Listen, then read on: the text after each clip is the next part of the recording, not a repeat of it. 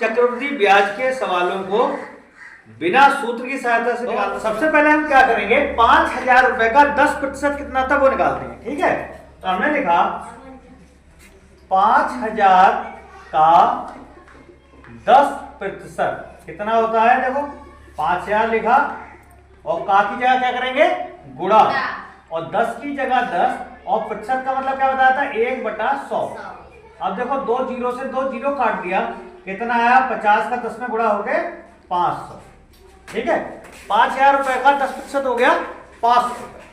अब हम क्या करेंगे, देखो 5,000 यहां लिखेंगे, चक्रवृद्धि ब्याज निकालना है हमें कितने साल का, 2 साल।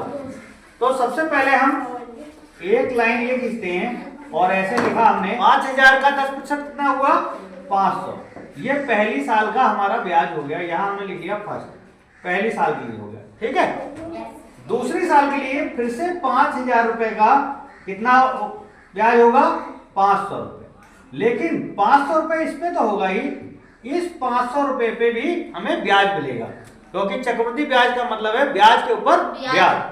तो इस 5,000 रुपए पे तो 500 रुपए ब्याज मिला, और इस 500 रुपए पे 10%, 500 का 10% कितना होगा, 50 रुपए। तो 50 ये हो गया।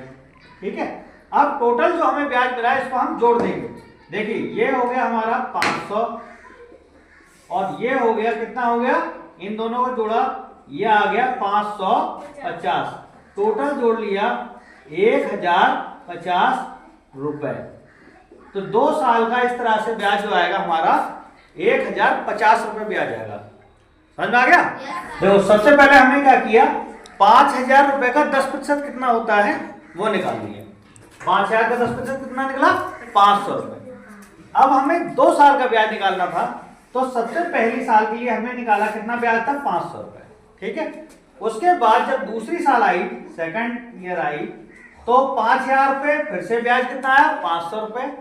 इसके बाद इस 500 रुपए में भी ब्याज निकाला, कितना निकालेंगे, 10%, क्योंकि 10% मूलधन पे तो हम ब्याज दे ही रहे हैं।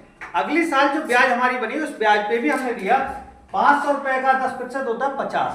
ठीक है, तो ये हो गया 50 रुपए।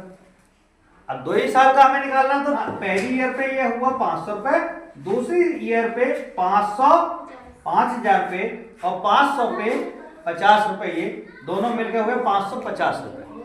पहली साल का ब्याज 500 और दूसरी साल का ब्याज 550 रुपए, और टोटल मिलने का कितना आया, 1,050 रुपए। समझ में आ गया। ठीक है, ताली बजाओ।